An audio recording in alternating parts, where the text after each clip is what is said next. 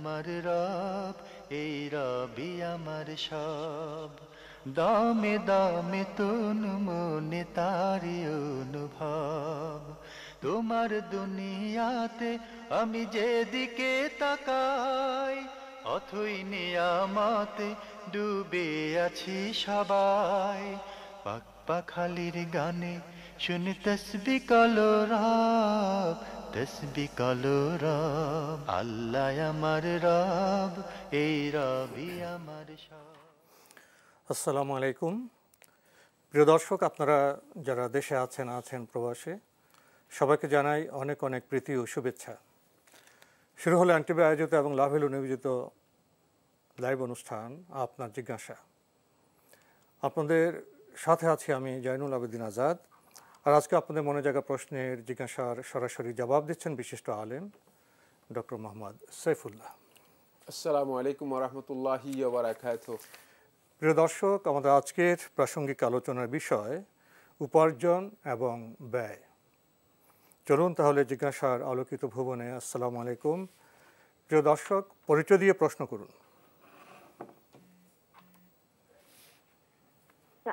আমার প্রথম প্রশ্ন হলো, স্যার শুনছেন? জি, কোত্থেকে কে বলছেন?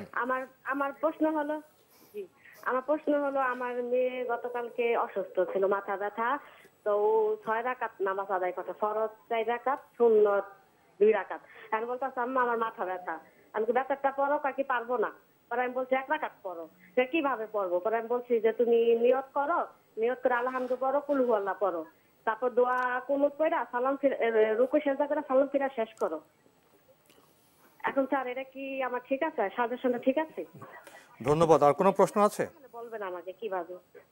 জি না, আর ধন্যবাদ আপনাকে। প্রশ্ন তো পেয়েছেন। উনি যেটা বলেছেন সেটা হচ্ছে উনার মেয়ে অসুস্থ ছিলেন, উনি ফরজ পড়েছেন এশার নামাজ, এশার সালাত ফরজ আদায় করেছেন, কিন্তু ভিতরের সালাত আদায়ের ব্যাপারে বলেছেন যে তিনি বলছেন যে 1 রাকাত পড়লেও চলবে। এটা হাদিস দ্বারা সাব্যস্ত হয়েছে। আনাস ইবনে মালিক রাদিয়াল্লাহু তাআলা বর্ণিত সহিহ মুসলিম হাদিসের মধ্যে এসেছে রাকাতুন ফি আখিরিল লাইল, রাতের শেষাংশে 1 রাকাত আদায় করাটাই হচ্ছে সালাতুল ফিতর। সুতরাং কেউ যদি 1 রাকাত আদায় করে থাকে তার সালাত হয়ে যাবে, এতে কোনো অসুবিধা নেই, সালাত হবে ইনশাআল্লাহ। আমরা জানলাম। প্রিয় দর্শক, প্রশ্ন নিচ্ছি। আসসালামু আলাইকুম। পরিচয় দিয়ে প্রশ্ন করুন। লাইনে আছেন? লাইনে থাকলে পরিচয় দিয়ে প্রশ্ন করুন। জি, আমি নারায়ণগঞ্জ থেকে রাজিয়া বলছিলাম। জি বলুন। প্রশ্ন, আমরা যে নামাজ পড়ি, জি, মেক্সি দিয়ে না মেক্সি পরে নিচে করি, পেটিকোট পরি, তখন আমাদের পেটিকোট পরে মেক্সি পরে নামাজ হবে না। বুঝতে পারছেন? না, আমি কিছু বুঝি। যান্ত্রিক কারণে আমরা আপনাকে স্পষ্ট শুনতে পারছি না। আপনি আর একটু ধীরে স্পষ্ট করে আপনার প্রশ্নটি রিপিট করবেন। হ্যালো হ্যালো, জি বলুন বলুন। লাভেলো অনুষ্ঠান, জি আপনি বলুন। হ্যাঁ পরিচয় দিয়ে প্রশ্ন করুন।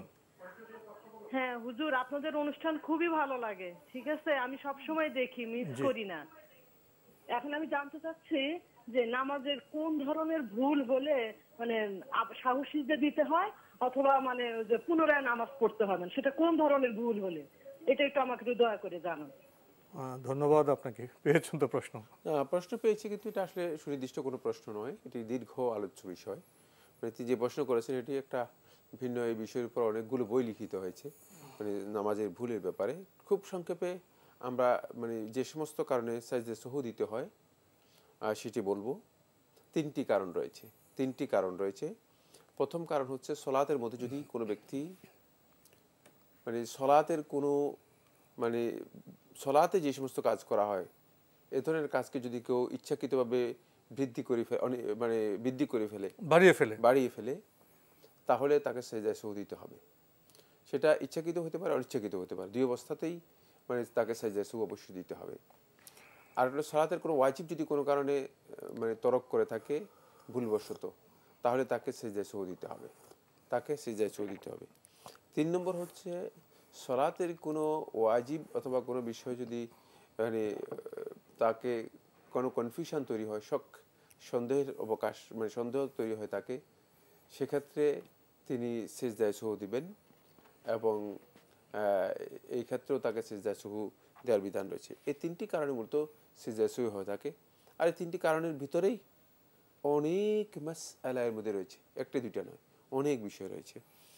আর এরপরে বলেছেন যেটা সেটা হলো কোন কারণে সালাত মানে দ্বিতীয়বার রিপিট করতে হয়, ভঙ্গ হয়ে যায়, আদা করতে হয়, মানে নতুন করে আবার আদায় করতে হয়। সেটা হচ্ছে সালাতের কোনো রক্ষণ কোনো ব্যক্তি যদি ইচ্ছাকৃতভাবে অথবা কোনো ওয়াজিব যদি কোনো ব্যক্তি ইচ্ছাকৃতভাবে নষ্ট করে থাকে, তাহলে তাকে অবশ্যই সালাতে আদায় করতে হবে, অবশ্যই তাকে সালাতে আদায় করতে হবে। তবে মানে যেই রুকন এর কোনো ধরনের মানে আদায় করার আর সুযোগ নেই এমন হলে, কিন্তু যদি সেই রুকনটা ওই সালাতের মধ্যে আদায় করার সুযোগ থাকে, তাহলে কিন্তু তিনি ওই সালাতের মধ্যেই সেটা আদায় করতে পারবেন। আর দ্বিতীয় নম্বর হচ্ছে সালাতের মানে সালাত নষ্ট হয় এমন কোনো কাজ সালাতের মধ্যে যদি হয়ে যায়, তাহলে তাকে অবশ্যই সালাত আদায় করতে হবে। এমন কাজ হয়ে যায় তাকে সালাত আদায় করতে হবে। কিন্তু যদি মানে সেটি সালাতের মধ্যে হয়ে থাকে আর তিনি সেই কাজটা কমপ্লিট করে যদি আবার সালাতে অংশগ্রহণ করতে পারেন, তাহলে কিন্তু তাকে সালাতে আদা করার প্রয়োজন নেই। যেমন সালাতের মধ্যে এক ব্যক্তির উজু নষ্ট হয়ে গিয়েছে, তিনি জামাত থেকে গিয়ে উজু করে এসে আবার জামাতে যদি অংশগ্রহণ করেন, যতটুকু সালাত তার মানে অংশগ্রহণ করতে পারেন নাই ততটুকু তিনি আদায় করলেই যথেষ্ট হয়ে যাবে। এটি একটি দীর্ঘ আলোচ্য বিষয়, অনেকগুলো মাসআলার সাথে জড়িত রয়েছে। আসলে আপনি যেভাবে প্রশ্ন করেছেন প্রশ্ন এইভাবে নয়, প্রশ্ন হতে হবে সুনির্দিষ্টভাবে যে এই মাসআলার হুকুম কি, তাহলে আমরা হয়তো বিস্তারিতভাবে আপনাকে সহযোগিতা করতে পারবো। আর বাকি যে বিষয়টি আপনি প্রশ্ন করেছেন সেটা অনেক দীর্ঘ আলোচ্য বিষয়। প্রিয় দর্শক, আমরা চেষ্টা করেছি মৌলিক বিষয়ে কিছু বলতে। আসলে সম্পূর্ণ বিষয়টা জানতে হলে আপনাকে সহি গ্রন্থের আশ্রয় নিতে হবে। আমরা প্রশ্ন নিচ্ছি। আসসালামু আলাইকুম, পরিচয় দিয়ে প্রশ্ন করুন। আসসালামু আলাইকুম রাহমাতুল্লাহ বারাকাতুহু। ওয়ালাইকুম আসসালাম ওয়া রাহমাতুল্লাহ। জি বলুন। আমি নারায়ণ থেকে বলছিলাম, আমার নাম দিল মোহাম্মদ। জি জি, আমি একটা কোরআনের দুটো প্রশ্ন, আমার কোরআনের দুটো আয়াতের মধ্যে আমার এই আল্লাহ সুবহানাহু ওয়া তাআলা বলতেছেন যে নিশ্চয় যারা দিনকে বিচ্ছিন্ন করেছে এবং দলে উপদলে বিভক্ত হয়েছে তাদের কোনো ব্যাপারে তোমার কোনো দায়িত্ব নেই, তাদের বিষয়টি তো আল্লাহর নিকট, অতঃপর যারা যা করত তিনি তাদেরকে সে বিষয়ে অবগত করবেন। সূরা আনআম আয়াত নম্বর 159 নম্বর। আর এটার মধ্যে যে মেসেজটা আল্লাহ সুবহানাহু ওয়া তাআলা দিয়েছেন, সেটা কি আমরা কি ইসলামের এই বাইরে চলে যাই কিংবা দলে উপদলে বিভক্ত যেটা হয়ে যাচ্ছে বলতে চাচ্ছি, যেটা এই যেমন অনেক পীরের দরবার হিসাবে এটা কি বুঝাচ্ছে, এটা জানতে চাচ্ছিলাম। এক, দ্বিতীয়ত হচ্ছে কিয়ামতের দিন আমি ন্যায় বিচারের মানদণ্ড স্থাপন করব, সুতরাং কারো প্রতি কোনো অবিচার করা হবে না, কারো কর্ম যদি শস্য দানার পরিমাণও হয় আমি তা হাজির করব, আর হিসাব গ্রহণকার হিসাবে আমি যথেষ্ট। এখন আমরা অনেক ওয়াজ মাহফিলে শুনি যে এই যারা এই অনেক কিছু ইসলামের দাবিদার, এরা বলে যে আমরা সুপারিশ করার জন্য কিয়ামতের ময়দানে চেষ্টা করব এবং আমরা করব, সেই কথা আল্লাহ সুবহানাহু ওয়া তাআলা শুনবেন। এই আয়াতে দ্বারা আল্লাহ বলতেছেন যে আমি একাই যথেষ্ট। এটা কি বুঝতে পারলাম একটু শায়েখের কাছ থেকে আমি সেটা জানতে চাই। আর শরীরটাই আল্লাহ রহমতে ইনশাআল্লাহ কেমন আছে জানাবেন। আসসালামু আলাইকুম রাহমাতুল্লাহি ওয়া বারাকাতুহু। ওয়ালাইকুম আসসালাম। আপনি দুটি খুবই গুরুত্বপূর্ণ আয়াতের কথা বলেছেন। এখন সংক্ষিপ্ত পরিসরে এর জবাব কিভাবে দেবেন?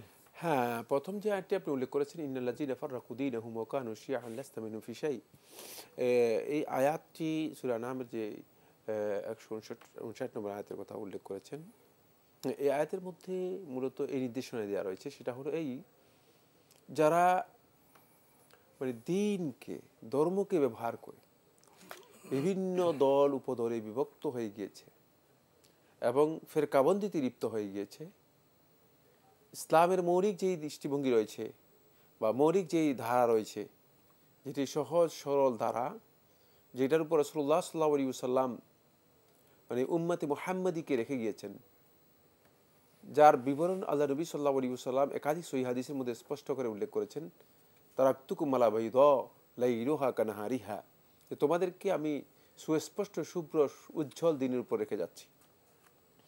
এর অস্পষ্ট বিষয়গুলো দিবালোকের মতো স্পষ্ট। এখানে কোনো প্রচ্ছন্নতা, এখানে কোনো ধরনের মানে গোপন বিষয়, এখানে কোনো ধরনের গুঞ্জাইশ, এগুলো কিচ্ছু নেই। এত স্পষ্ট একটি দিনের উপর তোমাদেরকে রেখে যাচ্ছি। সুতরাং সেই ক্ষেত্রে যারা দিনের মধ্যে ইসলামকে ব্যবহার করে বিভিন্ন ধরনের চিন্তাধারা এর মাধ্যমে দল উপদলে বিভক্ত হয়েছে, তাদের ব্যাপারে আল্লাহ রাসূল সাল্লাল্লাহু আলাইহি ওয়াসাল্লামকে সতর্ক করে দিয়েছেন যে আপনার সাথে তাদের কোনো সম্পর্ক নেই। এই বিচ্ছিন্নতা ইসলামে হারাম। এই দল উপদলে বিভক্ত হওয়া এই যে ইসলামী শরীয়তের মধ্যে হারাম, ইসলাম নিষেধ করে দিয়েছে। এটাই আল্লাহ সুবহানাহু ওয়া তাআলা এখানে স্পষ্ট করে বলেছেন।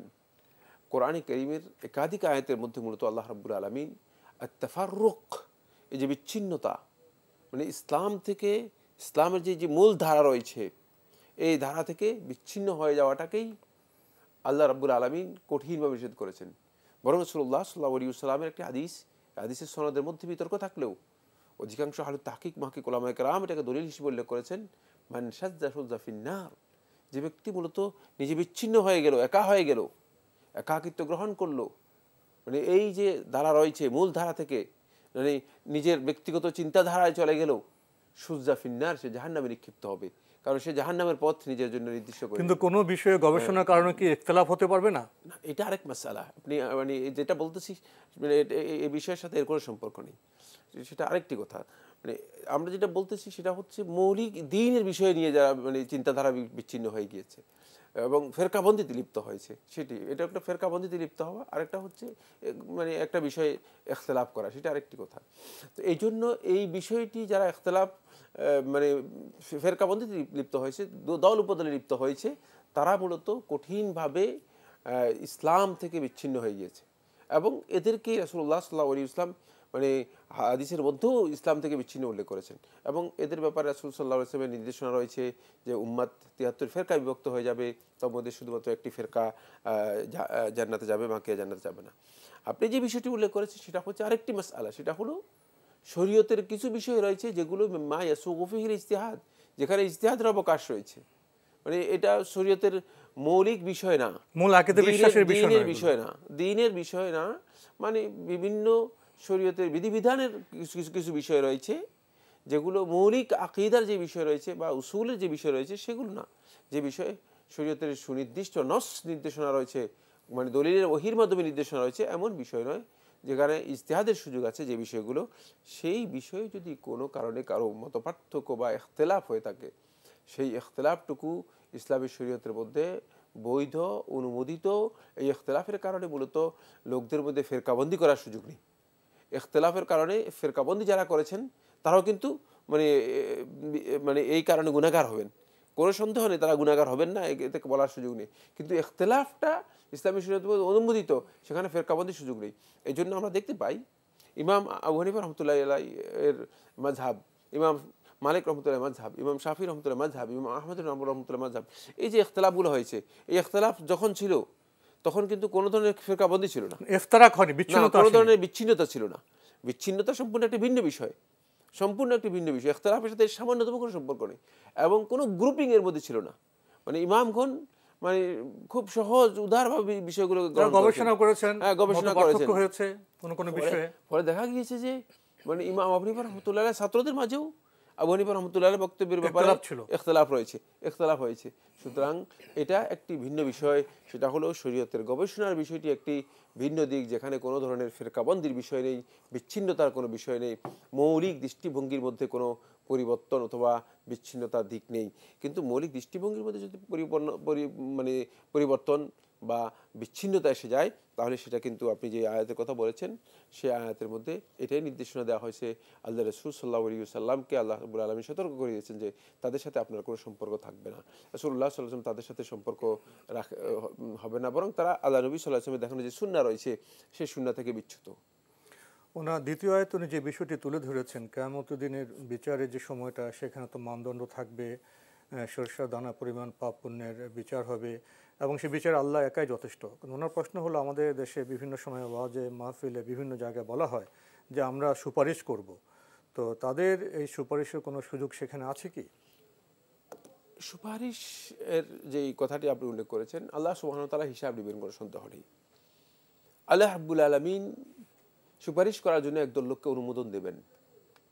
সুপারিশের জন্য শর্ত হচ্ছে আল্লাহ রাব্বুল আলামিনের পক্ষ থেকে যিনি সুপারিশ করবেন তাকে আল্লাহ তাআলা অনুমতি দিতে হবে। এটা হলো প্রথম শর্ত। অনুমতি ছাড়া কেউ সুপারিশ করতে অনুমতি পারে ছাড়া কেউ ইচ্ছে সুপারিশ হলো করতে আমি না। দাঁড়িয়ে গেলাম, না না, এই ব্যাপারটা এখানে কারো ধরনের কোনো বক্তব্য থাকবে না। কারণ লিমানিল মুলকুল ইয়াউম লিল্লাহিল ওয়াহিদিল কাহ্হার, সেদিন আল্লাহ রাব্বুল আলামিন ছাড়া আর কারো কোনো ক্ষমতা থাকবে না। সে পরিবেশে চিন্তাই করা যাবে না। সুতরাং যারা আজকে সুপারিশের কথা মানুষদেরকে ওয়াদা দিচ্ছেন, তারা একটা মিথ্যা ওয়াদা দিচ্ছেন, তাদের কোনো ক্ষমতা নেই। আল্লাহ নবী সাল্লাল্লাহু আলাইহি ওয়াসাল্লাম এই কথা বলেন নাই যে আমি তোমাদের জন্য সুপারিশ করব। রাসূল সাল্লাল্লাহু আলাইহি ওয়াসাল্লাম বলেছেন আমাকে সুপারিশ করার জন্য অনুমতি দেওয়া হবে, আমাকে সুপারিশ করার জন্য অনুমতি দেওয়া হবে, অনুমতি সাপেক্ষে। হ্যাঁ, অনুমতি সাপেক্ষে রাসূলুল্লাহ সাল্লাল্লাহু আলাইহি ওয়াসাল্লাম সুপারিশ করবেন। দ্বিতীয় নম্বর হচ্ছে যার পক্ষ থেকে, মানে যার জন্য আপনি সুপারিশ করবেন, তার সুপারিশ করার জন্য আল্লাহ রাব্বুল আলামিনের সন্তুষ্টি থাকতে হবে। আল্লাহ তাআলা যে হ্যাঁ এই ব্যক্তির জন্য সুপারিশ করার, আল্লাহ যদি মানে খুশি হন যে সুপারিশ করা অনুমোদন পান, তাহলে সুপারিশ করতে পারবেন, সুপারিশের যোগ্য হতে হবে, সুপারিশের যোগ্য হতে হবে। সুতরাং আল্লাহ রাব্বুল আলামিনের সেখানে যদি সন্তুষ্টি না থাকে, তাহলে আপনি সুপারিশ করতে পারবেন না, তার জন্য সুপারিশ করার কোনো মানে সুযোগ নেই। তৃতীয় নম্বর হচ্ছে সেই সুপারিশটা আল্লাহ রাব্বুল আলামিনের কাছে গ্রহণযোগ্য হওয়ার জন্য এটা সঠিক সুপারিশ হতে হবে, মানে যথাযথ সুপারিশ হতে হবে, সওয়াব হতে হবে, সঠিক হতে হবে। যদি সঠিক না হয়ে থাকে, মানে এমনি আপনি একজনের জন্য সুপারিশ করে দিবেন, তাকে জান্নাতের জন্য সুপারিশ করে দিবেন, এটা আল্লাহ রাব্বুল আলামিনের কাছে এই ধরনের সুপারিশ আল্লাহ রাব্বুল আলামিনের কাছে গ্রহণযোগ্য হবে না। তাই এই তিনটি শর্তে মূলত ওলামায়ে কেরাম বলেছেন যে সুপারিশ করার বিধান আল্লাহ সুবহানাহু ওয়া তাআলা অনুমতি দিবেন, যারা এদেরকে অনুমতি দিবেন তারা সুপারিশ করতে পারবেন। কিন্তু এর অর্থ এই নয় যে কোনো আলেম, কোনো বুজুর্গ, কোনো সোকল ওলি অথবা সোকল পীর যারা নিজেদেরকে দাবি করতেছে, তারা এই কথা বলতে পারে যে আমি কিয়ামতের দিন তোমার জন্য সুপারিশ করব। কারো অধিকার নেই, কারণ তিনি আদৌ সুপারিশ করতে পারবেন কিনা তাকে তো এই দায়িত্বই দেওয়া হয়নি। আল্লাহ রাব্বুল আলামিনের পক্ষ থেকে এই কথা বলা হয়নি যে তুমি সুপারিশ করার জন্য তোমাকে অনুমোদন দেওয়া রয়েছে। সুতরাং কেউ এই দাবি যদি করে থাকেন, তাহলে তিনি ভুল দাবি করছেন। তার এটি বলা যেতে পারে যে আল্লাহ তাআলা যদি আমাকে সুপারিশ করার জন্য অনুমতি দেন, তাহলে আমি তোমাদের জন্য হয়তো সুপারিশ করতে পারবো। কিন্তু সেটাও আমি বলেছি যে তিনটি শর্ত রয়েছে, এই তিনটি শর্তের সাপেক্ষে সুপারিশের এই কথা বলার কি সুযোগ আছে? আমার মধ্যে একটা প্রশ্ন জেগেছে। জি, কিয়ামতের দিনে যে আমরা বর্ণনা পাই, সেখানে যে সুকঠিন শৃঙ্খলা, আল্লাহর বিচারের দরবারে যে পরিবেশ, সেটা বোধহয় আমরা দুনিয়ার বিচার ব্যবস্থার আলোকে কল্পনা করতে পারবো না। এর কোনো কল্পনার সুযোগ নেই। সেখানে তো সবাই এনএফসি থাকবে। এই পৃথিবীর এখন যারা সুপারিশের কথা বলছেন, নাউজুবিল্লাহ, তারা তো নবী নন, তারা সাহাবা নন, তারা তাবেন নন। এর পরের স্তরে যারা মানুষ, তারা কি নিজের মুক্তির ব্যাপারে তারা কি স্যাঙ্গুইন, তারা কি নিজের মুক্তির ব্যাপারে নিশ্চিত? সুপারিশ করার মর্যাদা তো অনেক উপরে বিষয়। পৃথিবীর এই বর্তমান সময় আমরা কিভাবে চিন্তা করতে পারি যে আমি তোমার জন্য সুপারিশ করবো, যেখানে আমারই কোনো নিশ্চয়তা নেই? জি না, আপনি যেটা বলেছেন এটা একেবারে 100% সত্য কথা। যেখানে নবী এবং রাসূলগণ মানে মাহশারের মধ্যে তাদের অবস্থা হবে যে আল্লাহুম্মা সাল্লিম, রাসূল সাল্লাল্লাহু আলাইহি ওয়াসাল্লাম হাদিসের মধ্যে বলতেছেন, তারা বলবেন হে আল্লাহ রক্ষা করো, ইয়া নফসি, আমাকে রক্ষা করো। মানে তারা নিজেরাই মানে সুপারিশ। এরপরে হাদিস ও শাফাআতুল কুবরা এর মধ্যে রয়েছে যে আদম আলাইহিস সালাতু ওয়াস সালাম ইহতিজার করবেন মানে ক্ষমা প্রার্থনা করবেন, বলে যে আমি সুপারিশের যোগ্য নই। আদম আলাইহিস সালাতু ওয়াস সালাম যাওয়া হবে, তিনি ইহতিজার করবেন, বলবেন যে না আমি সুপারিশ করতে পারবো না। এরপরে নূহ আলাইহিস সালাতু ওয়াস সালাম ইহতিজার করবেন, সুপারিশ করতে পারবো না। ইব্রাহিম আলাইহিস সালাতু ওয়াস সালাম ইহতিজার করবেন, সুপারিশ করতে পারবো না। মূসা আলাইহিস সালাতু ওয়াস সালাম ইহতিজার করবেন, সুপারিশ করতে পারবো না। ঈসা আলাইহিস সালাতু ওয়াস সালাম ইহতিজার করবেন, সুপারিশ করতে পারবো না। তারপরে সর্বশেষ মুহাম্মদ সাল্লাল্লাহু আলাইহি ওয়াসাল্লাম, তার কাছে আসা হবে, তিনি বলছেন যে হ্যাঁ আমি সুপারিশ করতে পারবো, আল্লাহ রাব্বুল আলামিনের কাছে আমি সুপারিশ করার জন্য আল্লাহ তাআলার কাছে আমি চাইবো। তখন রাসূলুল্লাহ সিজদায় পড়ে যাবেন, মানে আল্লাহ তাআলার কাছে অনুমতি নেওয়ার জন্য সিজদায় পড়ে যাবেন। এই হাদিস থেকে বোঝা যাচ্ছে নবীগণ সুপারিশ করার জন্য মানে সাহস করবেন না, নিজেদের উপযুক্ত মনে করবেন না। নিজেদেরকে সাধারণ বান্দা, আমরা কি সেখানে একজন সাধারণ পাবলিক, সেখানে একজন সাধারণ উম্মতের একজন সাধারণ লোক, তার অবস্থা কি আল্লাহই ভালো জানেন, আমরা জানি না। তিনি সুপারিশের জন্য মানে তিনি বলতেছেন যে হ্যাঁ তোমাদের জন্য সুপারিশ করে জান্নাতে নিয়ে যাব, এই ধরনের বক্তব্য ধৃষ্টতা, স্পর্ধা দুঃসাহস। বা দুঃসাহস ছাড়া আর কিছুই নয়। আমরা জানলাম। প্রিয় দর্শক, প্রশ্ন নিচ্ছি। আসসালামু আলাইকুম, পরিচয় দিয়ে প্রশ্ন করুন। লাইনে আছেন? আসসালামু আলাইকুম। ওয়ালাইকুম আসসালাম। আমি ঢাকা নাকালপাড়া থেকে মজানুর ইসলাম। জি ভাইয়া বলুন। যে আমার প্রথম প্রশ্ন ছিল যে আকীদাগত এবং আমলগত পুকুরির মাঝে পার্থক্য কি আর কি?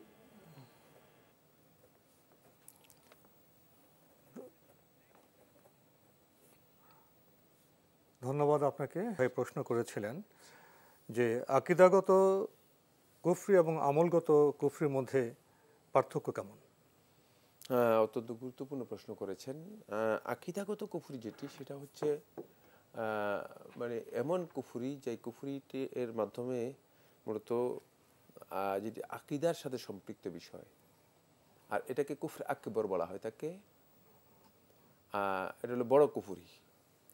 এই কুফরিতে যদি কোনো ব্যক্তি লিপ্ত হয় তাহলে সে মুসলিম মিল্লাত থেকে, ইসলাম থেকে খারিজ হয়ে যাবে। তার কি ইমান থাকবে? না, ইমান তো থাকবেই না, ইসলাম থেকে খারিজ হয়ে যাবে। এবং সে এই কুফরির কারণে তার যত আমল আছে সব আমলও বরবাদ হয়ে যাবে, মানে সমস্ত আমলও নষ্ট হয়ে যাবে। যতক্ষণ পর্যন্ত আবার ইসলাম গ্রহণ না করবে ততক্ষণ পর্যন্ত সে মূলত মানে মুসলিম হতে পারবে না। আর এই আকীদাগত কুফরির বিষয়টি অত্যন্ত জঘন্য, যেটি আকীদার সাথে সম্পৃক্ত, এটি অত্যন্ত জঘন্য একটি বিষয়। আমলগত বা আমলি যে সমস্ত কুফরি রয়েছে সেগুলো হচ্ছে এমন আমল করা যে আমলকে ইসলামী শরীয়তের মধ্যে মানে করাটাকে কুফরি বলা হয়েছে, কুফরি হিসেবে আখ্যায়িত করা হয়েছে। এটাকে আব্দুল্লাহ ইবনে আব্বাস রাদিয়াল্লাহু তাআলা বর্ণনা করেছে, এটা হচ্ছে কুফরুন দুনা কুফর, মানে এটা হচ্ছে এক পর্যায়ের কুফরি। মানে এই এক পর্যায়ের কুফরিটা, এটাকে কুফর আসগর বলা হয়, তাকে ছোট কুফরি। এর মাধ্যমে ওই ব্যক্তি মানে এই কুফরি করার কারণে ইসলাম থেকে খারিজ হয়ে যাবে না, দিন থেকে খারিজ হয়ে যাবে না, কিন্তু এই কাজটি কুফরি করার কারণে আল্লাহ তাআলার কাছে গ্রহণযোগ্য হবে না এবং সে মূলত বড় ধরনের একটা মানে খারাপ অবস্থার মধ্যে মানে থাকবে। আল্লাহ তাআলার কাছে তার আমল, এই আমলগুলো গ্রহণযোগ্য হবে না। যে কুফরির কারণে এই সমস্ত আমলগুলো আল্লাহ রাব্বুল আলামিনের কাছে গ্রহণযোগ্য হবে না। ইসলাম থেকে ততক্ষণ পর্যন্ত খারিজ হবে না যতক্ষণ পর্যন্ত মানে এই কাজটাকে সে ইস্তেহলাল না করবে, হালাল মনে না করবে। যদি এটাকে হালাল মনে করে যায় তাহলে সে ইসলাম থেকে খারিজ হয়ে যাবে। আর যদি ইস্তেহলাল মনে না করে, মানে হালাল মনে না করে যদি এই ধরনের কাজে লিপ্ত হয়ে থাকে তাহলে তার এই কাজটি কুফরি হবে, কিন্তু এই কুফরটা বড় গুনাহগার হবে, ছোট কুফরি হবে এবং এটা বড় কবিরা গুনাহের মধ্যে অন্তর্ভুক্ত, বড় ধরনের কবিরা গুনাহের মধ্যে অন্তর্ভুক্ত। এই কারণে সে ব্যক্তি মূলত মানে তার আমলগুলো বরবাদ হয়ে যাবে, নষ্ট হয়ে যাবে, কিন্তু সে ইসলাম থেকে পরিপূর্ণরূপে খারিজ হবে না। প্রিয় দর্শক, আমরা জানলাম খুবই গুরুত্বপূর্ণ বিষয়ে। প্রশ্ন নিচ্ছি। আসসালামু আলাইকুম, পরিচয় দিয়ে প্রশ্ন করুন। ওয়ালাইকুম আসসালাম, আমি শান্তিনগর থেকে সোমাইয়া বলছিলাম। জি বলুন। নারীদেরকে মেডিকেলে পড়াশোনাতে কোনো গুনাহের কিছু আছে? কারণ মেডিকেল পড়াশোনার সময় তো ছেলেমেয়েরা একসাথে মানে শরীরের বিভিন্ন অংশ দেখতে পায়, তো এতে কি নারীদের গুনাহের কিছু আছে বা জায়েজ কিনা সেটা আমি জানতে চাচ্ছিলাম। ধন্যবাদ আপনাকে, খুব সুন্দর প্রশ্ন করেছেন। প্রশ্ন তো পেয়েছেন? হ্যাঁ, প্রশ্ন পেয়েছি। তিনি প্রশ্ন করেছেন যে মেয়েদের মেডিকেলে পড়াশোনার কি কোনো মানে অসুবিধা আছে কিনা। মেডিকেলে পড়ার বিষয়টি মূলত ইসলামী শরীয়তের মধ্যে হারাম কিছুই না, কিন্তু সেক্ষেত্রে তাকে অবশ্যই ইসলাম যে জিনিসগুলোকে অনুসরণ করতে বলেছে সেগুলো মেনে চলতে হবে। মানে ইসলামের দেখানো যে কোডগুলো আছে, যে নির্দেশনা আছে, সেই নির্দেশনা মেনেই তাকে চলতে হবে। মেডিকেলে এখন তো কিছু কিছু মেডিকেল কলেজ আছে যেখানে মেয়েদের জন্য ভিন্ন ব্যবস্থাও আছে। মেয়েদের সুবিধা আছে, অ্যাপ্রন পড়া হয়, হিজাব মেনটেন করেন, তাহলে তো সেক্ষেত্রে মানে তিনি যদি ইসলামী শরিয়া অনুযায়ী মানে তিনি যদি পর্দা মেনটেন করতে পারেন, পর্দা মেনটেন করে যদি পড়াশোনা করেন, পড়াশোনা করতে কোনো ধরনের নিষেধাজ্ঞা আছে বলে আমার জানা নেই, কিন্তু পর্দার বিষয়টি তার জন্য বাধ্যতামূলক, সেটাকে তাকে অবশ্যই অনুসরণ করতে হবে, সেক্ষেত্রে খেয়াল রাখতে হবে। আমরা জানলাম। প্রিয় দর্শক, প্রশ্ন নিচ্ছি। আসসালামু আলাইকুম, পরিচয় দিয়ে প্রশ্ন করুন। জি আসসালামু আলাইকুম, আমি মনির বলছি সিলেট থেকে। জি বলুন।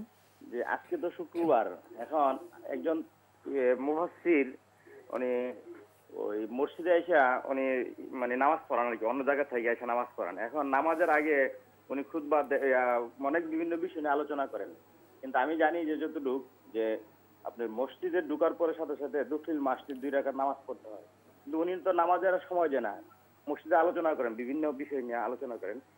কিন্তু এই আলোচনাটা শোনা কতটুক গুরুত্ব, নাকি নামাজ 2 রাকাত পরে পরে গুরুত্ব শুনতে হবে? কিন্তু উনি তো সময় না দিয়েই নামাজ শুরু করে দেন, এক। আর 2 নম্বর প্রশ্ন হলো, আমি একটা বেসরকারি ব্যাংকে চাকরি করি, এই চাকরিটা কতটুকু ইসলাম সম্মত? এবং আমি যতটুকু জানি একমাত্র ইসলামী ব্যাংক ছাড়া অন্য ব্যাংকে মানে সুদ আছে, সুদের সাথে সম্পৃক্ত, কিন্তু ইসলামী ব্যাংকে তো সেই সুযোগ আমার পাইনি, অন্য প্রতিষ্ঠানে আছে। তো এটা কতটুকু ইসলাম সম্মত আর কি? ধন্যবাদ আপনাকে। আপনি খুবই গুরুত্বপূর্ণ 2টি প্রশ্ন করেছেন। প্রথম প্রশ্ন জুমাবারে নামাজ প্রসঙ্গে, খুতবা প্রসঙ্গে। প্রথম যে প্রশ্নটি আপনি করেছেন, আপনার জন্য আপনি যখন মসজিদে আসবেন তখন 2 রাকাত তাহিয়াতুল মসজিদ পড়ে তারপরে আপনি বসবেন, তারপরে যদি তিনি আলোচনা করেন তার আলোচনা শুনবেন। তিনি সময় দেওয়ার কিছুই নেই, সময় আপনার সময়, আপনার সময় আপনি ব্যয় করবেন। আপনি মসজিদে আসলে তার এই আলোচনা শোনা আপনার জন্য বাধ্যতামূলক বিষয় নয়, বরং তাহিয়াতুল মসজিদ পড়া আপনার জন্য গুরুত্বপূর্ণ বিষয়। একদল উলামা কেরাম ওয়াজিবও বলেছেন, আবার অধিকাংশ আহলুত তাহকিক মুহাক্কিক উলামা কেরাম সুন্নতে মুআক্কাদা বলেছেন। সুন্নতে মুআক্কাদা, এতে কোনো সন্দেহ নেই, বরং এই প্রকারের সুন্নাহ যদি কেউ তরক করে থাকেন তিনি গুনাহগার হবেন, যেহেতু আল্লাহ নবী সাল্লাল্লাহু আলাইহি ওয়াসাল্লাম নিষেধ করেছেন, মসজিদে বসতে নিষেধ করেছেন। সুতরাং এই 2 রাকাত পড়ে তারপরে মসজিদে বসবেন, তারপর তিনি যদি তার আলোচনা শোনা দরকার হয় আপনি শুনবেন। তার আলোচনা শোনার বিষয়টি বাধ্যতামূলক কিছুই না, বরং এই ধরনের আলোচনা ইসলামী শরীয়তে কতটুকু অনুমোদিত সে বিষয়ে প্রশ্নবিদ্ধ, এবং সেটাও আলোচনার দাবি রাখে, সেটাও একটা আলোচনার দাবি রাখে। প্রশ্ন তো এভাবে এসে যায়। জি, আপনি যেটা বললেন সুন্নতসম্মত বিষয়টি, উনি তো মসজিদে প্রবেশ করে না বসেই 2 রাকাত তাহিয়াতুল সুন্নাহ পড়বেন, পড়ার পরে তো তারপর উনি নফল ইবাদত করতে পারেন। যখন খুতবা হবে সেটা সুন্নাত ওয়াজিব। তো এই খুতবার আগে যাবার একটি বক্তৃতা, এটার শরীয়ত অবস্থানটা কি? এটাও শোনা কি ওয়াজিব? না, এটা না, আমি তো বলেছি যেটা ওয়াজিব, এটা কিছুই না, এটা খুতবা নয়, এটা খুতবাও না, বলে এরকম স্পষ্ট বলে দিয়েছি। এটা আদৌ কি বৈধ কিনা এটা প্রশ্নবিদ্ধ একটি মাসআলা। বিশুদ্ধ বক্তব্য হচ্ছে এই কাজটি ইসলামী শরীয়ত অনুযায়ী বৈধ নয়, এটি বেদাত, এই কাজটি বেদাত। কারণ হলো রাসূল সাল্লাল্লাহু আলাইহি ওয়াসাল্লাম থেকে প্রমাণিত হয়নি, সাহাবায়ে কেরামের আমল দ্বারা প্রমাণিত হয়নি যে সাহাবায়ে কেরাম খুতবার আগে এই ধরনের কোনো বক্তব্য দিতেন, সুতরাং এই বক্তব্য বেদাত হওয়ার ব্যাপারে, যেহেতু এটাকে দিন হিসেবে মানে গ্রহণ করা হচ্ছে, সুতরাং এটি বেদাত হওয়ার ব্যাপারে কোনো সন্দেহ নেই, এটি প্রশ্নবিদ্ধ একটি বিষয়।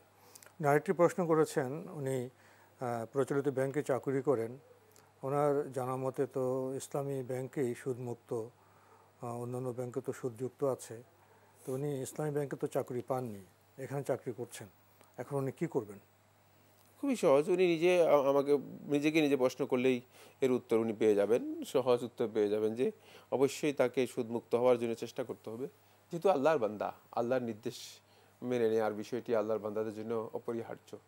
সুতরাং পৃথিবী অনেক বিশাল, পৃথিবীতে মানে আল্লাহ রাব্বুল আলামিন রিজিক মানে জায়গায় জায়গায় আল্লাহ সুবহানাহু ওয়া তাআলা মানে রিজিক রেখে দিয়েছেন। সুতরাং সেখানে তালাশ করার জন্য চেষ্টা করুন, তাহলে পেয়ে যাবেন। এই প্রশ্নের উত্তর আমাকে করার দরকার নেই, আপনি নিজেই এই প্রশ্নের উত্তর জানেন। উনি বৈধ কোনো চাকরিতে বা ইসলামী ব্যাংকের চেষ্টা তো উনি করতে পারেন, আল্লাহ তো করলে সেটা মিলিয়ে দিতে পারেন। এর আগে তো বোধহয় উনি এখানে কি চাকরি অব্যাহত রাখবেন অন্য চেষ্টা পরে? তিনি চেষ্টা করে যাবেন, তার জন্য চেষ্টা করে যাওয়াটা ওয়াজিব। আমরা জানলাম। প্রিয় দর্শক, প্রশ্ন নিচ্ছি। আসসালামু আলাইকুম, পরিচয় দিয়ে প্রশ্ন করুন। ওয়ালাইকুম আসসালাম, আমি ঢাকা থেকে বলছি, নাহার। জি। আমার 1 নম্বর প্রশ্ন, আমার হাজবেন্ড মারা গিয়েছে 10 বছর, আমার একটা বাচ্চা আছে, তো আমি বাচ্চাকে নিয়ে ঢাকাতেই থাকতেছি। তো আমার প্রশ্ন হলো যে আমি কিছু টাকা এখানের মধ্যে আপনার বিজনেস করে ওনারা বলছে, তো আমি সেখানের মধ্যে রেখেছি, আমার মান্থলি একটা অ্যামাউন্ট দেওয়া হয়। তো এই জিনিসটা কি, আমি যেহেতু বাইরে কাজ করতে পারতেছি না, বাচ্চার খেয়াল করতেছি, এই জিনিসটা কি আমার নেওয়া যাবে? আর আমি কিন্তু অনেকদিন থেকে ওই প্রতিষ্ঠানে নিজের টাকাটা ব্যাক চাচ্ছি, তারা ওই টাকাটাও আমাকে ব্যাক দিচ্ছে না, কিন্তু ওটার পরিবর্তে আমাকে উনি মান্থলি যে টাকাটা ওইটা দিয়ে যাচ্ছে। এখন কি আমার কোনো জাকাত আছে? টাকাটা অনেক বেশি নয়, 3 লক্ষ টাকা। আর একটা প্রশ্ন, এখানে একটু আপনাকে থামতে হবে। আপনার প্রশ্নের সাথে কিছু সম্পর্ক প্রশ্ন আমাদের আছে। এই টাকাটা যে আপনি যাকে দিয়েছেন 3 লক্ষ টাকা, কোনো চুক্তি হয়েছে? হ্যাঁ চুক্তি আছে। কিভাবে চুক্তিটা কিরকম? এটা আসলে একটা সমিতি অফিস। চুক্তি হলো যে ওনারা এভাবে চুক্তি করেছে যে আমাকে তারা মান্থলি একটা অ্যামাউন্ট দিবে এবং আমি যখন চাবো 3 মাসের মধ্যে তারা দিবে আমার টাকা, কিন্তু তারা আমার টাকা দিচ্ছে না। দিচ্ছে না, এটা অন্য প্রসঙ্গ। না, চুক্তিটা কিরকম? আপনাকে ফিক্স করে দিয়েছেন যে 3 লক্ষ মাসে এত টাকা করে দেওয়া হবে? হ্যাঁ ফিক্সড করে দিয়েছে 1000 টাকা করে। আচ্ছা, আপনার দ্বিতীয় প্রশ্নটা বলুন। জি, দ্বিতীয় প্রশ্নটা হলো যে আমরা যখন কোরআন শরীফ তেলাওয়াত করি ওই টাইমে যে আপনার সেজদাটা আসে, তেলাওয়াতের সেজদা, তো ওই সেজদাটা আপনার হলো যে যেখানের মধ্যে আমি বসে তেলাওয়াত করতেছি, আমি কি ওখানেই যে কোনো দিকে ফিরেই আমি সেজদা দিতে পারবো নাকি কাবার দিকে আমাকে ফিরতে হবে? ধন্যবাদ আপনাকে। প্রথম প্রশ্ন, আমার স্বামী ইন্তেকাল করেছেন, 3 লক্ষ টাকা উনি ফিক্সড একদিন দিয়েছেন, ফিক্সড মাসে মাসে টাকা দেওয়া হয়। জি জি জি। এটা কি অবস্থা? এর জাকাত হবে কিনা? প্রথম কথা হচ্ছে, এই বোন যেভাবে মানে লেনদেনটা করেছেন এটা সুদী লেনদেন, ইসলামী শরীয়তের মধ্যে হারাম। তাই আপনি তাদের কাছ থেকে টাকাটা মানে যথাসম্ভব নিতে পারেন। এই হারাম চুক্তি বা সুদের যে লেনদেন বা সুদী কারবার রয়েছে এগুলো থেকে নিজেকে মুক্ত করার জন্য চেষ্টা করুন। তারা টাকা দিচ্ছে না। দ্বিতীয় নম্বর হচ্ছে সেটা হলো সেটা আমাদের দায়িত্বের মধ্যে পড়ে। আমি সেটা উনার ব্যবস্থাপনার বিষয়। টাকা দিচ্ছেন না উনি, সেটা কিভাবে টাকা দিতে হয় সে ব্যবস্থা নিতে হবে। এটা আমরা কই থেকে কি ব্যবস্থা করব। দ্বিতীয় নম্বর যে বিষয়টি সেটা হচ্ছে তিনি এখানে বলেছেন যে জাকাতের বিষয়টি। হ্যাঁ, আপনার এই জাকাত মানে যে 3 লক্ষ টাকা আপনার কাছে দীর্ঘদিন আছে, সুতরাং এর জাকাতও আপনাকে আদায় করতে হবে। যেহেতু এর থেকে আপনি বেনিফিট নিচ্ছেন এবং ব্যবসা করতেছেন, সুতরাং আপনার এর জাকাতও আপনাকে আদায় করতে হবে।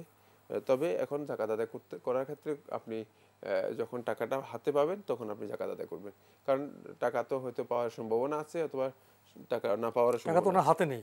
এখন তো টাকা হাতে নেই এবং পাওয়ার সম্ভাবনাও মানে ক্ষীণ, মানে যেভাবে বলেছেন যে টাকা দিচ্ছে না আর দিবে বলেও মনে হয় না। সুতরাং সেক্ষেত্রে হয়তো টাকা যদি হাতে আসে তাহলে আপনি টাকা জাকাত দিবেন। জি, আরেকটা প্রশ্ন করেছেন সিজদা তেলাওয়াতের জন্য মানে মুস্তাহাব হচ্ছে সেটা হলো মানে কেবলামুখী হয়ে সিজদা দেওয়া। সুতরাং সেক্ষেত্রে মানে যে অবস্থা আছে এই অবস্থায় কেবলামুখী হয়ে সিজদা দিবেন, এটাই হচ্ছে বিধান। আমরা প্রশ্ন নিচ্ছি। প্রিয় দর্শক, আসসালামু আলাইকুম, পরিচয় দিয়ে প্রশ্ন করুন।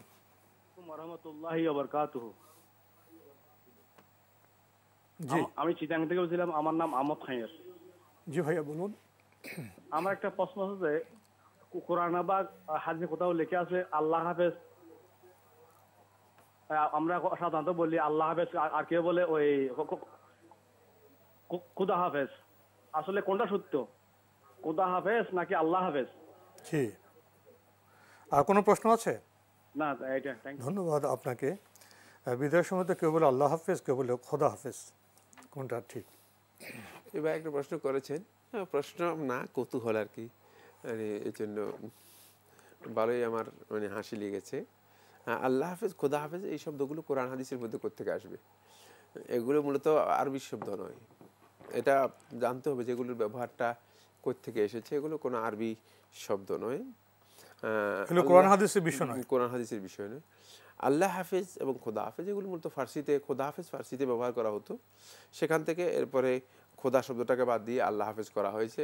মানে এই দুইটার অর্থ হচ্ছে মূলত আল্লাহ তোমাকে হেফাজত করুক। মানে এটা আরবিতে যে হাফেজাক আল্লাহ অথবা হাফেজ আল্লাহ, আল্লাহ তোমাকে হেফাজত করুক, এটাকেই ফার্সিতে মূলত আল্লাহ হাফেজ মানে আল্লাহ তাআলা তোমার হেফাজতকারী এইভাবে ব্যবহার করেছেন। বা খোদা হাফেজ, খোদা শব্দটা ফার্সিতে ব্যবহৃত হয়ে থাকে আল্লাহকে বোঝানোর জন্য, কিন্তু এটা কোরআন দ্বারা প্রমাণিত হয়নি। আল্লাহ রাব্বুল আলামিনের আসমাউল হুসনা এর মধ্যে যে সমস্ত আল্লাহ সুবহানাহু ওয়া তাআলার নামগুলো রয়েছে সেগুলোর মধ্যে মূলত খোদা আসেনি, এটি ফার্সি শব্দ। সেটা আরেকটি মাসালা এবং দীর্ঘ আলোচ্য বিষয়, সেদিকে আমি যাচ্ছি না। এখন কথা হচ্ছে সেটা হলো মানে এই দুটি শব্দ মূলত মানে কোনো ব্যক্তি বিদায়ের সময় যখন বিদায় নেয় তখন বিদায়ের সময় এই শব্দগুলো ব্যবহার করে থাকে। পরে কাউকে বলে যে আল্লাহ হাফেজ, মানে চলে যাচ্ছে এটা বোঝানোর জন্য এটা বলে থাকে, আল্লাহ তোমার হেফাজত করুন, আল্লাহ তোমাকে হেফাজত করুন, এবং একটা দোয়া এর মতো ব্যবহার করে। এতে গর্হিত কোনো বক্তব্য নেই। মানে খুব সূক্ষ্ম কথা, এটা বুঝতে হবে যে দোয়া এর জন্য যদি কোনো গর্হিত বক্তব্য থাকে তাহলে সে দোয়া জায়েজ দেয়, কিন্তু যদি বৈধ দোয়া হয়ে থাকে সেটা যে কোনো ল্যাঙ্গুয়েজে জায়েজ, যে কোনো শব্দে জায়েজ দোয়া করা। কারণ দোয়ার জন্য শর্ত নয় যে অবশ্যই দোয়াটা একেবারে নস হতে হবে বা আরবি হতে হবে, বা আরবি হতে হবে, এটা শর্ত নয়।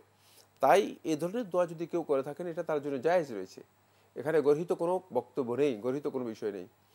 কিন্তু আল্লাহ নবী সাল্লাল্লাহু আলাইহি ওয়াসাল্লাম তিনি লোকদেরকে বিদায় দেওয়ার সময় তার একটা সুন্নাহ রয়েছে, তিনি একটা দোয়া শিক্ষা দিয়েছেন।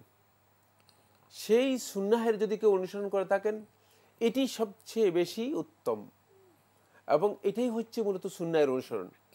নবী সাল্লাল্লাহু আলাইহি ওয়াসাল্লাম যখন বিদায় দিতেন তখন নবী সাল্লাল্লাহু আলাইহি ওয়াসাল্লাম এভাবে বলতেন, আস্তাউযুকুমুল্লাহ আল্লাযী লা তাযীউ ওয়াদাইউহু, যে তোমাকে আল্লাহ রাব্বুল আলামিনের কাছে মানে আমানত রেখে যাচ্ছি, যেই আল্লাহ রাব্বুল আলামিনের কাছে কোনো আমানত কোনোভাবেই বিনষ্ট হয় না। কত সুন্দর বক্তব্য, কত সুন্দর নির্দেশনা, নবী সাল্লাল্লাহু আলাইহি ওয়াসাল্লাম এটা বলতেন। সুতরাং এই সুন্নাহটুকু খুবই সংক্ষিপ্ত, মানে এই হাদিস এই বক্তব্যটুকু খুবই ছোট। এটা যদি কেউ বলেন তাহলে তিনি সবচেয়ে উত্তম সুন্নাহের অনুসরণ করলেন, নবী সাল্লাল্লাহু আলাইহি ওয়াসাল্লামের নির্দেশনার অনুসরণ করলেন। তাই এটা শিখে নেওয়া হচ্ছে উত্তম, এটা বলা হচ্ছে উত্তম, মানে এই আল্লাহ হাফেজ অথবা খোদা হাফেজ আবিষ্কার করাচ্ছে। কিন্তু আমরা আসলে তো মানে সুন্নাহ থেকে আমরা অনেক অনেক দূরে। আগে তো সুন্নাহ কি জিনিস এটাই মানুষ জানতো না, এখন কিছু সুন্নাহ শব্দ মানে লোকেরা চিৎকার করার কারণে এখন মানুষের মধ্যে এটা এতটুকু মানে আসছে যে হ্যাঁ সুন্নাহ বলতে একটা জিনিস রয়েছে। তো আস্তে আস্তে হয়তো আমরা উপলব্ধি করতে পারবো যে সুন্নাহর সাথে আমাদের যে সম্পৃক্ততা সেটা হয়তো বৃদ্ধি পাবে। রাসূলুল্লাহ সাল্লাল্লাহু আলাইহি ওয়াসাল্লামের নির্দেশনা হচ্ছে এভাবে, তিনি এভাবে বলতেন। তিনি আল্লাহ হাফেজ অথবা খোদা হাফেজ অথবা সাহাবায়ে কেরাম আল্লাহ হাফেজ অথবা খোদা হাফেজ এই শব্দগুলো ব্যবহার করেছেন, এটি সহিহ কোনো রিওয়ায়াতের মাধ্যমে সাব্যস্ত হয়নি। আপনি তো বিদায়ের সময় সুন্নাহসম্মত যে বক্তব্যটি সেটি আমাদের সামনে স্পষ্ট করলেন। এখন প্রচলিত যেটা আছে ওই সুন্নাহসম্মত বক্তব্য যে ভাবধারা সেটাই সংক্ষিপ্ত রূপ আল্লাহ হাফেজ, তুমি আল্লাহর হেফাজত তোমার রেখে গেলাম। এটা আপনি বলেছেন, এটা এখানে নিষিদ্ধ কোনো বিষয় নেই, এটাও বলা যেতে পারে, এটা কোনো গর্হিত বিষয় নেই। না, যে দোয়ার জন্য আমার বক্তব্যের মধ্যে স্পষ্ট করে দিচ্ছি, সব কথা স্পষ্ট করে দিচ্ছি। হ্যাঁ, আমি সেটা রিপিট করছি আমি। না, আমরা বক্তব্য রাখার পর অনেক সময় দর্শকরা এটা বোঝার ক্ষেত্রে একটু গ্যাপ থাকলে এটা গ্যাপটা পূরণের জন্য, তাহলে এটা হলো জায়েজ, এটা বলা যেতে পারে আল্লাহ হাফেজ, কিন্তু ওইটা হলো উত্তম, যেটা সুন্নাহর অনুসরণ করাটাই হচ্ছে সবচেয়ে উত্তম কাজ। আচ্ছা, আরেকটি যে দেখা যায় ইদানিং অনেকে বিদায়ের সময় দেখা হলে সালাম দেয়, বিদায়ের সময় আবার আসসালামু আলাইকুম বলে বিদায় নেন, এটা কেমন? এটাও মানে সুন্নাহ দ্বারা সাব্যস্ত হয়নি যে রাসূল সাল্লাল্লাহু আলাইহি ওয়াসাল্লাম বিদায়ের সময় আসসালামু আলাইকুম বলেছেন। এটাও মানে সালাম তো কোনো সন্দেহ নেই, সালাম একটা দোয়া, কিন্তু রাসূল সাল্লাল্লাহু আলাইহি ওয়াসাল্লাম সুন্নাহ দ্বারা প্রমাণিত হয়নি বা সাহাবায়ে কেরামের আমল দ্বারা প্রমাণিত হয়নি যে বিদায়ের সময় সালাম দেওয়ার বিষয়টি। বরং সালাম হচ্ছে, সালামের ব্যাপারে রাসূল সাল্লাল্লাহু আলাইহি ওয়াসাল্লাম বলেছেন যে ওয়া ইউসাল্লিমু আলাইহি ইযা লাকিয়া, তাকে সালাম দিবে যখন তার সাথে সাক্ষাৎ হবে। সাক্ষাতে সালাম দেওয়ার বিষয়টি হাদিস দ্বারা সাব্যস্ত হয়েছে। সুতরাং মানে সালামটা মূলত সাক্ষাতে হওয়াটাই হচ্ছে সুন্নাহ, বিদায়ের সময় সালাম নয়। ওই বিদায়ের সময় রাসূল সাল্লাল্লাহু আলাইহি ওয়াসাল্লাম যেভাবে বিদায় নিয়েছেন সেভাবে বিদায় নেওয়ার বিষয়টি ওটাই উত্তম। সালাম দিলে তো এটাও তো দোয়া, এটা গর্হিত কিছু হবে না, সালাম দ্যাটে দোয়া, কিন্তু মানে যেহেতু আমল দ্বারা সাব্যস্ত হয়নি সেহেতু উত্তম হচ্ছে এটাকে মানে যত বেশি সম্ভব এই ধরনের প্র্যাকটিসের দিকে না, সুন্নাহসম্মত বিষয়টা শিখে নাও এবং সেটাই প্র্যাকটিস করা। আমরা জানলাম। প্রিয় দর্শক, টেলিফোন নিচ্ছি। আসসালামু আলাইকুম, পরিচয় দিয়ে প্রশ্ন করুন। লতিফুর রহমান বলতেছিলাম খাগড়াছড়ি থেকে। জি ভাইয়া বলুন। আমার ছোট ছোট তিনটা প্রশ্ন ছিল। জি। প্রথম প্রশ্ন হলো জমি বন্ধকের ব্যাপারে, মানে আমি যদি 50,000 টাকা বা 1 লাখ টাকা দিয়ে 1 বিঘা জমি বন্ধক নেই, তাহলে মানে শরীয়তে এটা কিভাবে নেওয়া যাবে আর কি, আমাদের ইসলামে শরীয়ত হিসাবে। আচ্ছা। আর দ্বিতীয় প্রশ্ন হলো যে আমাদের হযরত মুহাম্মদ সাল্লাল্লাহু আলাইহি সাল্লাম যে রমজান মাসে 3 দিন তারাবি পড়েছিলেন, মানে বেতে যেটা তারাবি আর কি আমরা বলি কিয়ামুল লাইল, এটা কি শুধু তিনি মানে এক রমজানে পড়েছিলেন না মানে সব রমজানই পড়েছিলেন আর কি? জি। আর 3 নম্বর প্রশ্নটা হলো যে মানে মেয়েরা যদি তালিম করতে চায় তাহলে তারা কাদের মানে তালিম করে মেয়েরা, মহিলা মানুষরা? জি। মেয়েরা যদি তালিম করে তাহলে মানে তাদের মানে আত্মীয়দের মধ্যে কাদের মধ্যে এই তালিমটা করতে পারবে আর কি? ধন্যবাদ আপনাকে। আপনি বেশ কয়েকটি গুরুত্বপূর্ণ প্রশ্ন করেছেন। প্রথম প্রশ্ন, জমি বন্ধকের ব্যাপারে শরীয়ত সম্মত বিধান কেমন হতে পারে? এবার জমি বন্ধকের যে বিষয়টি উল্লেখ করেছেন এটি শরীয়ত সম্মত নয়, এটা সুদি কারবার। মানে সেটা হচ্ছে মানে একটা নির্দিষ্ট পরিমাণ টাকা দিয়ে, যেমন 50,000, 70,000, 1 লাখ টাকা দিয়ে একটা 1 বিঘা জমি বন্ধক নিলেন, টাকাটা দিয়ে এলেন, এরপরে জমিটা তিনি ভোগ করলেন। এটা হলো সুদি কারবার। এটা ইসলামী শরীয়তের মধ্যে সম্পূর্ণ হারাম, এটি জায়েজ নেই। এবং এটাই প্রচলিত বন্ধক পদ্ধতি যেটা আমাদের সমাজের মধ্যে রয়েছে, এটা ইসলামী শরীয়তের মধ্যে জায়েজ নেই। কারণ ঋণের পরিবর্তে আপনি অতিরিক্ত গ্রহণ করছেন, এটা সম্পূর্ণ হারাম। তো শরীয়তসম্মত বিধানটা কেমন হতে পারে? শরীয়তসম্মত বিধান এখানে এভাবে নয়। শরীয়তসম্মত বিধান হচ্ছে মানে তিনি যদি বন্ধক নিতে চান, তিনি জমিন বন্ধক নেবেন, টাকা দিয়ে জমিন বন্ধক নেবেন। জমিন এর চুক্তি ভিন্ন হবে, জমিনের চাষাবাদের চুক্তি ভিন্ন হবে। সেটা মানে জমির যে মালিক রয়েছে, মালিকের সাথে চুক্তি হবে। টাকা রেখে টাকা বিনিয়োগ জমিটা উনি পেলেন, বন্ধক নিলেন। তারপর জমি ব্যবহারের ক্ষেত্রে আলাদা চুক্তি হবে, আলাদা, সম্পূর্ণ আলাদা। ফসল ফলালে তুমি কি পাবা, আমি কি পাবো, হ্যাঁ, সেটা চুক্তি হবে সম্পূর্ণ। জমি ফিরিয়ে দিলে টাকাটা পেয়ে যাবে, টাকাটা পেয়ে, জি, সেটা সম্পূর্ণ ভিন্ন। জি, সেটা হচ্ছে জমিন এর মানে চাষাবাদের চুক্তিটা জমির যে মালিক রয়েছে, মালিকের সাথে ভিন্ন চুক্তি হতে হবে। আমরা জানলাম। প্রিয় দর্শক, আরেকটি প্রশ্ন করেছেন, নবী সাল্লাল্লাহু আলাইহি ওয়াসাল্লাম ওনার ভাষায় যে 3 দিন তারাবি পড়েছিলেন, এটা কতবার পড়েছিলেন? একবারই? রাসূলুল্লাহ সাল্লাল্লাহু আলাইহি ওয়াসাল্লামের মানে তারাবিহের সালাতের ব্যাপারে মানে যে বক্তব্যগুলো রয়েছে সহিহ বুখারীর মধ্যে, সেখান থেকে যেটা বোঝা যায় মানে এটি এক রমাদানের ঘটনা। এটা এক রমাদানের ঘটনা, সকল রমাদানের ঘটনা নয়। সুতরাং এই এক রমাদানে রাসূলুল্লাহ সাল্লাল্লাহু আলাইহি ওয়াসাল্লাম 3 রাত্র তারাবিহের সালাত আদায় করেছেন, এটি প্রমাণিত হয়েছে। বাকি রাসূল সাল্লাল্লাহু আলাইহি ওয়াসাল্লাম তারাবিহের সালাত যাতে করে উম্মার উপর কঠিন না হয়ে যায়, এই জন্য রাসূল সাল্লাল্লাহু আলাইহি ওয়াসাল্লাম মানে বর্জন করেছেন। বিভিন্ন সময় পড়েছেন, আবার বিভিন্ন সময় বর্জন করেছেন। বিভিন্নভাবে বিভিন্ন রেওয়ায়েত রয়েছে। সেক্ষেত্রে মানে এটা শুধুমাত্র এক রমাদানের ঘটনা। বাকি রমাদানগুলোর মধ্যে রাসূলুল্লাহ সাল্লাল্লাহু আলাইহি ওয়াসাল্লাম বিভিন্নভাবে আদায় করেছেন, বিভিন্ন বর্ণনা রয়েছে। তবে মানে এই বর্ণনাগুলো সবগুলো একসাথ করলে যেটি প্রমাণিত হয় যে নবী সাল্লাল্লাহু আলাইহি ওয়াসাল্লাম নিয়মিত তারাবিহের সালাত প্রত্যেক রাত্রে রমাদান মাসে আদায় করেছেন, এটি সাব্যস্ত হয়নি। তবে উনি রাতের নামাজ তো পড়েছেন প্রতিদিনই। রাতের নামাজ, হ্যাঁ, রাসূলুল্লাহ সাল্লাল্লাহু আলাইহি ওয়াসাল্লাম রাতের নামাজ যেটা সালাতুত তাহাজ্জুদ, এটা নবী সাল্লাল্লাহু আলাইহি ওয়াসাল্লাম কখনো তরক করতেন না। 8 রাকাত পড়তেন, সাথে আপনার যুক্ত করতেন 3 রাকাত ভিতরের সালাত, ভিতর যেটা আমরা জানলাম। প্রিয় দর্শক, আরও প্রশ্ন করেছেন, মেয়েরা যে আপনার তালিমের কাজ করেন, এটা কাদের মধ্যে করবেন? মেয়েরা তালিমের কাজ মেয়েদের মধ্যে করবেন, এবং মেয়েদের মধ্যে যদি মানে তাদের কোনো ধরনের নিরাপত্তার সমস্যা না হয়, তাহলে তারা মেয়েদের মধ্যে দাওয়াতের কাজ করতে পারেন। নিরাপত্তা এবং পর্দার যদি কোনো লঙ্ঘন না হয় থাকে, তাহলে দাওয়াতি কাজ করতে কোনো ধরনের বাধা নেই। তালিম বা এই জাতীয় যে কাজ আছে সেগুলো করতে কোনো ধরনের ইসলামী শরীয়তের মধ্যে নিষেধ নেই। তবে তালিমের জন্য শর্ত হচ্ছে আগে ইলম থাকতে হবে, নিজের কাছে ইলম থাকতে হবে। নিজের জানা নেই, এই তালিম করার কোনো প্রয়োজন নেই, বরং জানার জন্য চেষ্টা করতে হবে। জানলে তিনি তারপরে তার জন্য তালিম যে বেশি তিনি কোরআন হাদিসের মাধ্যমে জানবেন, সেই শুধু সেটুকুনি উনি যতটুকু জানা আছে ততটুকু তালিম করবেন। এর বাইরে তার বেশি জ্ঞান দিতে গেলে নিজের পথভ্রষ্ট হওয়ার সম্ভাবনা রয়েছে। না জেনে কোনো হেদায়েত দেওয়ার কোনো সুযোগ নেই, না জেনে কোনো বিষয় শিক্ষা দেওয়ার কোনো সুযোগ নেই। প্রসঙ্গত আরেকটি বিষয় এসে যায়, তালিম দেওয়ার ক্ষেত্রে অনেক সময় গৃহে বিবাদ সৃষ্টি হয়, সেক্ষেত্রে ব্যবস্থাপনাটা কেমন হবে? মানে কি ধরনের বিবাদ আর কি যেমন ধরনের তালিমে ব্যবস্থা? চলে গেলে ঘরে রান্না বান্না, স্বামীর যে প্রয়োজন, সন্তানদের দেখাশোনা, এই বিষয়গুলোর সাথে অনেক সময় সাংঘর্ষিক হয়ে না, যায়। এগুলোকে অবশ্যই সমন্বয় করতে হবে তাকে। ওয়াজিব হচ্ছে এগুলো সমন্বয় করা। তিনি ঘরের যে কাজগুলো আছে বা দায়িত্বগুলো আছে সেগুলো সম্পূর্ণ ম্যানেজ করে তারপরে তিনি সমন্বয় করে তালিমটা তারপরে যাবে। তিনি তালিমে মানে এটা একটা ব্যবস্থাপনার মধ্যে আসতে হবে। কারণ এগুলো ইচ্ছে হলাম চলে গেলাম। এগুলো হচ্ছে তার গুরুত্বপূর্ণ হক।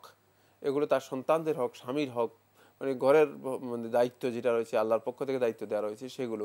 সুতরাং এগুলো আদায় না করে তিনি শুধু তালিমের জন্য ঘুরবেন অন্যদের হক নষ্ট করে, তাহলে তার এই ঘরের দায়িত্বগুলোর সাথে সমন্বয় করতে হবে। সমন্বয় করতে হবে। তালিমে যাওয়ার ক্ষেত্রে তো স্বামীর কাছে ইনফরমেশন থাকতে হবে। তো তা তো অবশ্যই, অনুমতি না নিয়ে তিনি ঘর থেকে বেরোতে পারবেন না। জি, আমরা জানলাম। প্রিয় দর্শক, প্রশ্ন নিচ্ছি। আসসালামু আলাইকুম, পরিচয় দিয়ে প্রশ্ন করুন। জি, আসসালামু আলাইকুম। আমার নাম মোহাম্মদ জসিম উদ্দিন, আমি মিরপুর থেকে বলছিলাম। জি ভাইয়া বলুন। জি, আমি এনটিভি কে প্রথমে ধন্যবাদ জানাই যে আমার প্রশ্নটা নেওয়ার জন্য। Thank you NTV. আমার প্রশ্নটা হচ্ছে দুইটা প্রশ্ন। এক নম্বর হচ্ছে যে ইদানিং আমরা মসজিদে দেখছি যে ওয়াক্তি নামাজগুলোতে বাইরের মাইকে দিয়ে সূরা পড়া হয় ফজরের নামাজের সময়, এবং দেখা যাচ্ছে যে অনেক সময় বেশিরভাগ জুম্মার নামাজগুলোতে বাইরের মাইকটা এমন ভাবে দেওয়া হয় যাতে অন্যান্য মসজিদ, আশেপাশে মসজিদগুলোতেও নামাজ পড়তে গিয়ে একটু সমস্যা হয়। এই ক্ষেত্রে মাসআলাটা কি ইসলামে, এটা একটু জানা। আর দুই নাম্বার প্রশ্নটা হচ্ছে যে আমাদের সূরা, কোন সূরাতে এরকম কিছু বলা আছে যে আল্লাহ থাকে ঘরের অতি সন্নিকটে, এটা কোন সূরা বলা আছে যদি একটু বলতেন।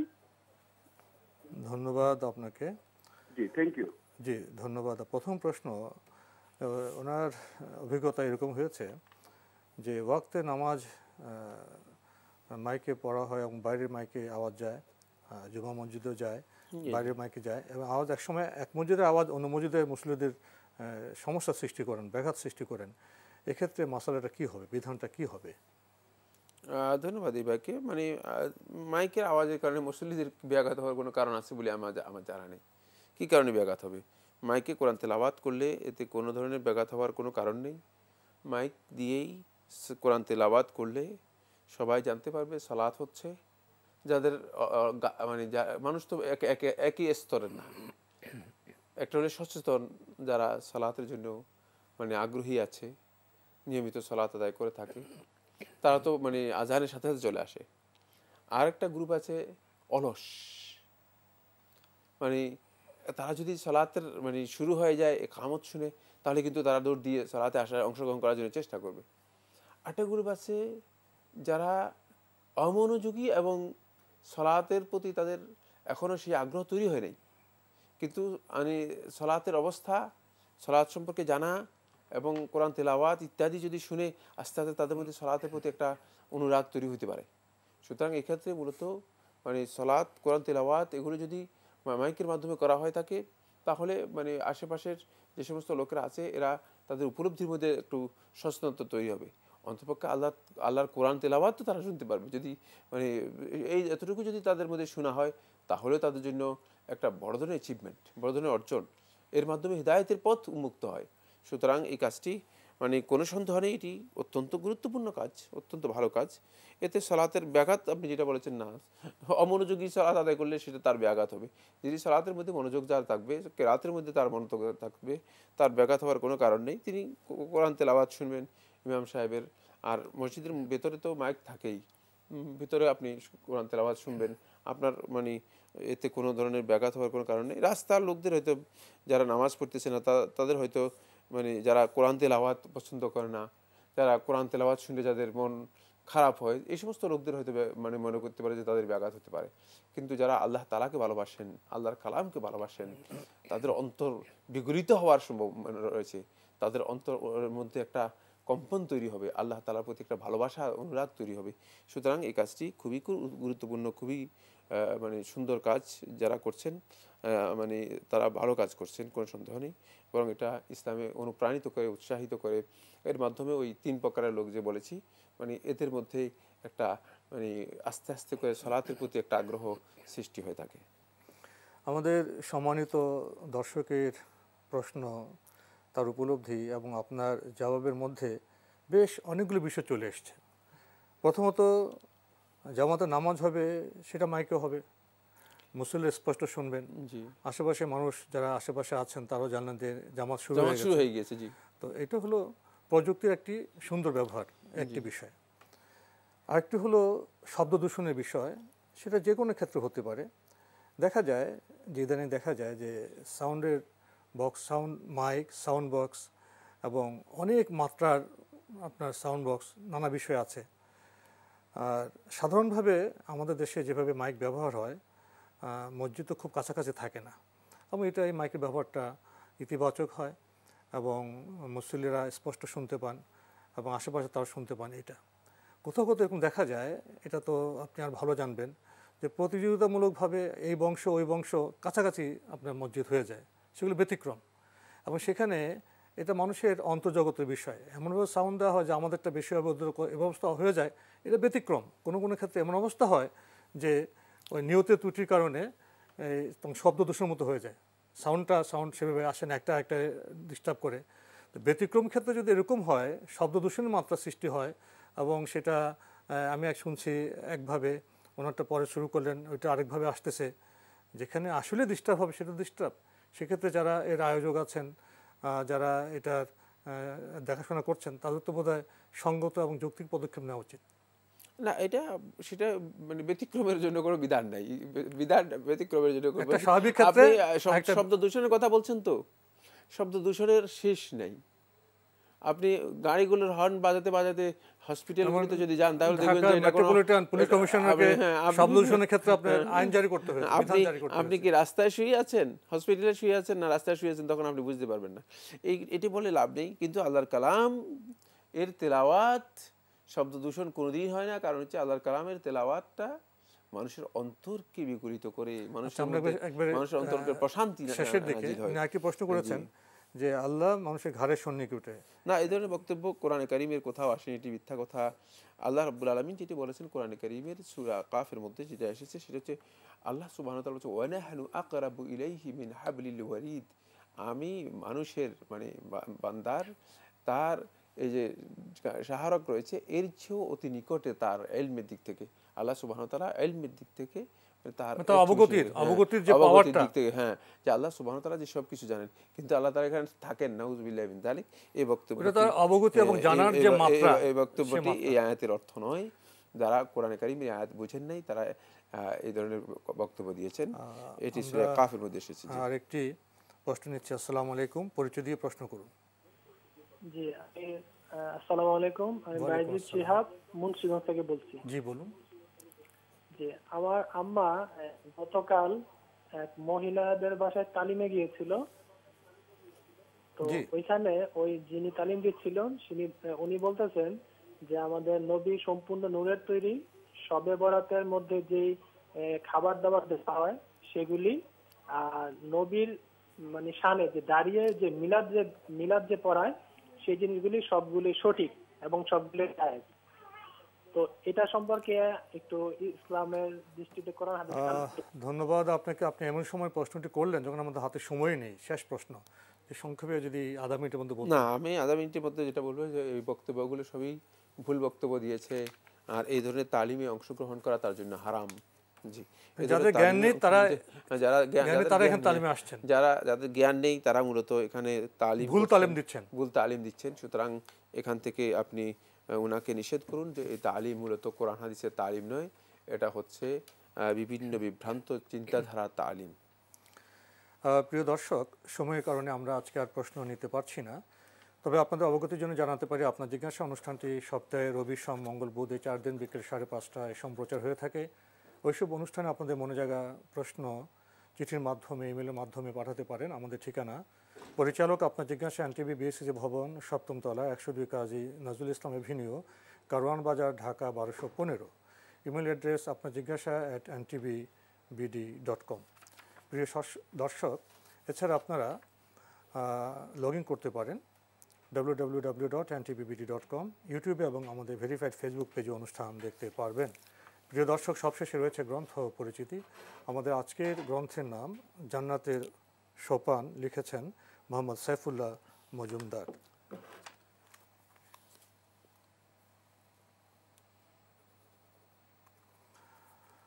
জান্নাতের সোপান এই গ্রন্থটি